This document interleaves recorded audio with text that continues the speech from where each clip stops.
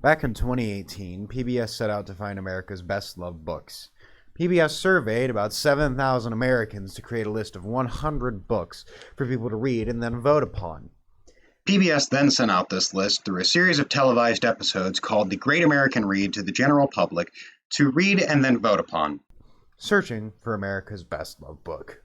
One of these 100 books is The Hitchhiker's Guide to the Galaxy, and the series it spawned. Second book in the Hitchhiker's Guide series is called The Restaurant at the End of the Universe, an amazing follow-up to America's 39th best-loved book. The power of these books' words to create laughter shared by its audience has well earned its position on the leaderboard. But before we dive into the second book, let's chat about Douglas Adams' unique inspirations and the hilarious first book in the series. Alright, so, Adams was drunk in a field in Innsbruck, Austria. He was looking up at the stars. He was amazed.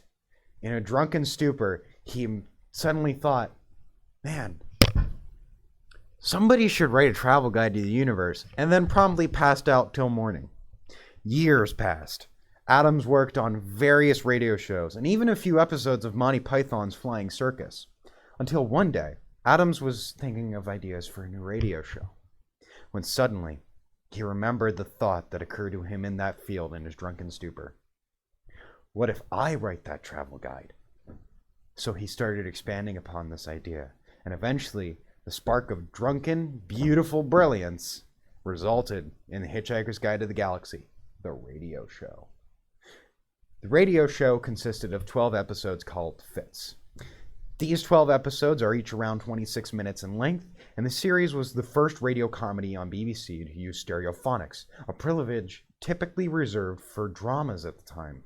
According to M.J. Simpson, as reported by RadioNewspace.net, Douglas Adams had wanted his comedy to have the feel of a rock album, to convey the idea that you were actually on a spaceship or on an alien planet. That sense of a huge oral landscape. First airing in 1978, BBC.com reports that Adams felt that radio was the perfect medium on which to debut Adams' vision of the universe, as visual effects were, at that time, incapable of matching his imagination.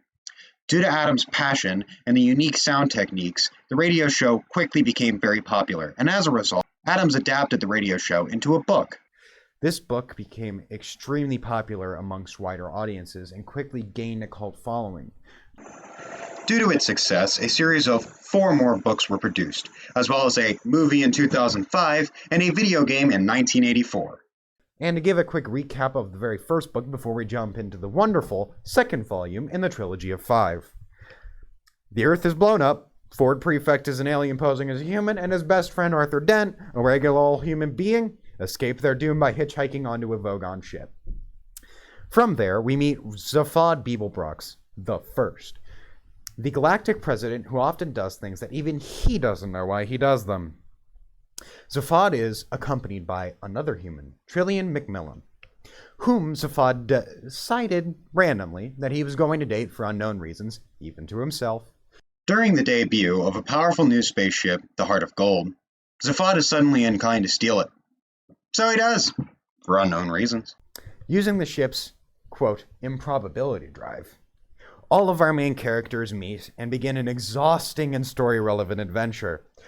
All you need to know for now is that rats are hyper-intelligent, pan-dimensional beings and that once the gang finds out about this, they are very hungry and decide to go eat at Milliway's, the restaurant at the end of the universe. The second book picks up at this point, though we're taking a bit back and focusing on the Vogons. They were tasked with destroying Earth for an intergalactic bypass, and knowing that a few Earthlings have survived, they are extremely unhappy that the job is unfinished. So they chase our main characters. They begin firing at the Heart of Gold. Meanwhile, on the Heart of Gold, Arthur is explaining the entire history of tea because a Nutrimatic machine is producing a liquid that is, quote, almost but not quite entirely unlike tea. The machine ponders this, and after a short period of time, contacts the ship's main computer, which begins using all of its resources, i.e. all of the ship's systems, to attempt to produce a cup of tea for Arthur, who has already given up. Arthur walks back to the bridge of the ship, only to discover that the ship has shut down and that they are under attack. Arthur quietly ponders to himself how he's going to die over a cup of tea. I wonder how that must feel. The whale certainly does. Suddenly, Zaphod gets the bright idea of holding a seance to contact his great-grandpa, Zaphod Beeblebrox IV, who answers their seance and berates Zaphod Beeblebrox I, our main character, and then proceeds to get them out of trouble, kicking off the main plot. Zaphod is teleported to the home world of The Hitchhiker's Guide to the Galaxy, the fictional book within the book that I will refer to as the Guide moving forward, which is a guide to the universe for hitchhikers that the series and first book is lovingly named after. In the first book of the series, the guide is being described as so large that even with room-sized pages, the entire physical copy of the guide takes up several inconveniently large buildings. Zaphod is very much confused and suddenly feels like he should go into the guide's building and talk to a man named Zarnawoo. As he does this, Frog Starfighters are sent to capture Zaphod due to his wacky antics of capital theft of the Heart of Gold. The Frog Starfighters pick up the building as Zaphod enters Zarnawoop's office, and he is urged not to leave through the door by a mysterious man. The Frog Starfighters take Zaphod to Frogstar World B, home of the Total Perspective Vortex. Zaphod climbs out of the window and is guided to the Total Perspective Vortex by a disembodied voice. Zaphod learns of its capabilities and once put into the machine, steps out declaring that he's hungry. Zaphod, still very much hungry, runs out of the building to a different, desolate building and finds a working ship. In said ship is Zarnawoop, who reminds Zaphod of the task he was destined to do, that he had locked away part of his brain for. Zarnawoop grabs the Heart of Gold out of Zaphod's pocket and then resizes it since they're in his near-perfect simulated universe inside of his office. Confused?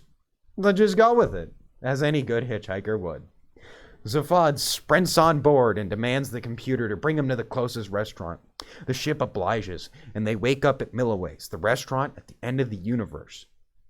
From this point on, there are major spoilers that are completely unneeded to understand why so many enjoy this book, so I shall omit them and dive into why people enjoy this book from just what I have mentioned so far. This series, surprisingly, is made for its comedy, and its comedy only. And it loves to remind you not to dive deep between the lines and find a deeper meaning to it. Both books in this series so far have several points where someone is told to just go with it when they are confused, and this can quite easily be directed at the reader. Another point where this is very much clear is on the cover of the guide itself, with big friendly letters stating, "Don't panic," which is mostly for the reader to laugh at. And speaking of laughing, let's get into the bread and butter of this series. It's comedy. The humor in this series can be really easily overlooked if you're looking way too deep, which is why the book loves to remind you that that's bad.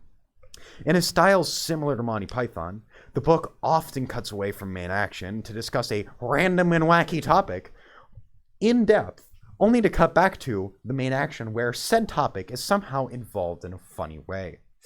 And speaking of cutaways, let's chat about Monty Python. As somebody who has watched the majority of Monty Python's Flying Circus and read the first two books in the Hitchhiker's Guide series, I can say from experience that the two have very similar styles of comedy. And as somebody who has consumed all of Monty Python's content and read Hitchhiker's Guide to the Galaxy, I can confirm this is true. According to Britannica.com, Monty Python was created by 5 British Oxford and Cambridge graduates, 4 of which were mainstay actors in the series. The 5th provided them with animations to use in any skits that they wanted. Using shock humor and cutaway gags, Monty Python created the unique humor and presentation that the Hitchhiker's Guide series ran with. And speaking of cutaways, let's cut back to the book. A perfect example of the book's cutaways is while at Milliways, Ford finds a longtime acquaintance turned celebrity, Hot Black Desiato. Ford tries so hard and fails to make conversation with Hot Black, who is having zero physical reaction whatsoever. Ford is interrupted by Hot Black's security guard. The chapter ends, and the next one begins with a very in-depth explanation of Hot Black's shows and his popularity, only for it to cut back to Ford regrouping with Zaphod and the others. And when they ask ask him how it went with Hot Black, he responds, Hot Black? I sort of spoke to him, yeah. He's spending a year dead for tax reasons. This is meant to be an, oh, I see, moment for the reader, as the cutaway talked about his accountant's mathematical awards to the great strides he makes due to how financially amazing Hot Black does. But cutaways aren't the only form of comedy that this book excels in, just like with Monty Python. Sometimes it's just the wacky and out there descriptions of very mundane objects, such as this random plaque in the guide's office building that says, the guide is definitive, reality is frequently inaccurate. The next paragraph of the book is dedicated to explaining how this plaque came to be. Quote, this has led to some interesting consequences. For instance, when the editors of the guide were sued by the families of those who had died as a result of taking the entry on the planet Troll, literally, it said, ravenous bug bladder beasts often make a very good meal for visiting tourists, instead of ravenous bug bladder beasts often make a very good meal of visiting tourists. They claim that the first version of the sentence was the more aesthetically pleasing. Summoned a qualified poet to testify under oath that beauty was truth, truth beauty, and hoped thereby to prove that the guilty party in this case was life itself, failing to be either beautiful or true. The judges concurred, and in a moving speech held that life itself was in contempt of court, and duly confiscated it from all those there present before going off to enjoy a pleasant evening sculpture golf.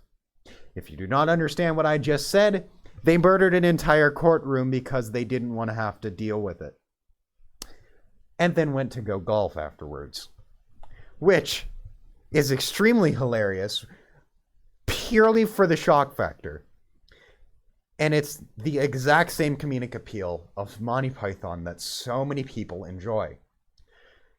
As a book in a series, The Restaurant at the End of the Universe keeps the story going in the same hilarious style that so many fans enjoyed from the first book. And as a standalone book, you can pick any random page in the book and potentially find some line that is wacky and random and funny out of context. And then once you get the context, it's even funnier. To quote the book, there is a theory which states that if anyone ever discovers exactly what the universe is for and why it is here, it will instantly disappear and be replaced by something even more bizarre and inexplicable. There is another theory which states that this has already happened. And these theories combined have left us with the wonderful and wacky world that is the Hitchhiker's Guide to the Galaxy series.